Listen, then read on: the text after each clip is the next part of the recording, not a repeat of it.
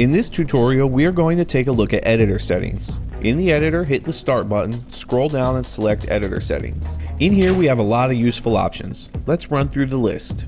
Editor music lets you control the volume of the music that plays while you edit. Turn it down to 0 for no music, or crank it up and rock out to the soothing sounds of the Trials Evo editor music. Editor map and tips can be toggled on or off with the next two checkboxes. You can also access a list of all the editor tips. Cursor sensitivity adjusts how quickly the cursor moves. Turn it up and the cursor will fly around like it's had a few too many grande espressos, or turn it down to move very slowly, great for fine tuning. Next we have rotate degrees. As I mentioned earlier, when working with an object in the editor, you can use the LB button to rotate an object by 90 degrees. With this option, you can change how many degrees it will rotate. The next few options all have to do with snapping. In the basic objects tutorial, I covered how you can snap an object back to the driving line with R3. Using these options, you can change how that snapping works. Select X, Y, or Z, or any combination of the three, and it will now use the overall world grid to determine where to snap.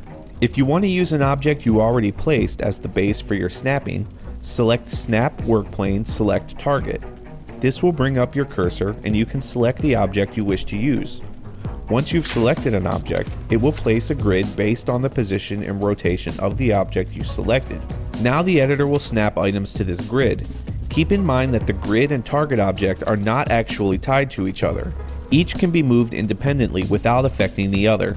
And with that in mind, also remember that if you snap some objects to the grid, then move it, any new objects you snap to it will snap to the new position of the grid and will not line up with the objects you've previously snapped.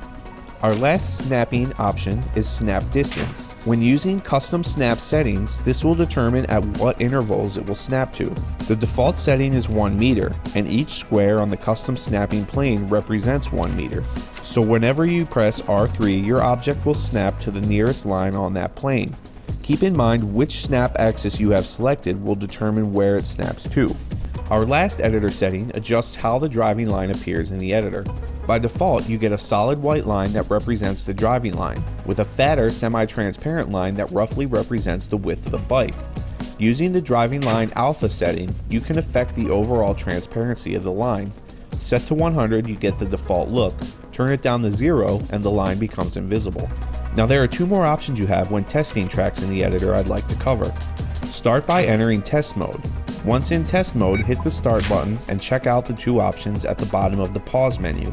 Show editor icons will take things that you would normally only see in the editor, like glue paths, triggers, event icons, and effect icons among others, and will make them visible while you are testing. This can come in very handy if you've created something like an impulse chain that isn't working properly. With this option enabled, you can see what is happening while you ride. The extra buttons option simply enables or disables the ability to skip between checkpoints with the bumper buttons while you test.